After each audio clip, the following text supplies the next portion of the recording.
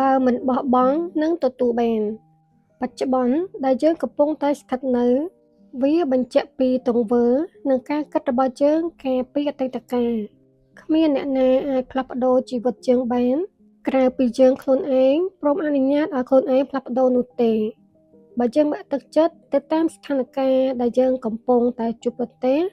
ហើយបណ្ដោយឲ្យស្ថានភាពនេះផ្លាស់ប្ដូរយើងប្រកបនេះជីវិតយើងនឹងត្រូវបំផ្លាញតែស្រុង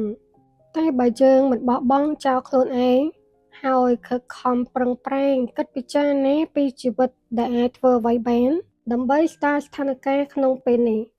យើងនឹងអាចផ្លាស់ប្ដូរជីវិតរបស់យើងបានយើងនឹងទទួលបាននូវអ្វីដែលយើងគិតពីវាយើងនឹងអាចចេញរួចពីស្ថានភាពបច្ចុប្បន្នដែលយើងមិនពេញចិត្ត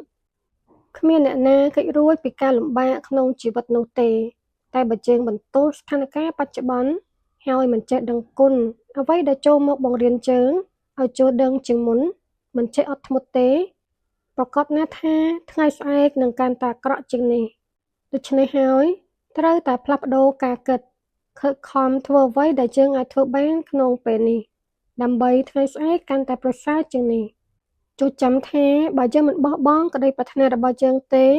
យើងនឹងទទួលបានវាជាក់ជាមិនខានទម្រាំអាចសម្រេចក្តីសុបិនវាមិនមែនជារឿងងាយស្រួលទេសៀវភៅនេះស្រាលហើយវាមានទំហំ A5 សៀវភៅលេខសម្ងាត់មានកម្រាស់278ទំព័រជាប្រភេទសៀវភៅលើកទឹកចិត្តមានការបំផុសជាសំណួរជាច្រើនដើម្បីឲ្យអ្នកអានស្វែងរកចម្លើយចេញពីក្នុងខ្លួនឯងសៀវភៅនេះត្រូវចំពោះអ្នកដែលកំពុងតែស្វែងរកខ្លួនឯងជានរណាកើតមកដើម្បីអ្វី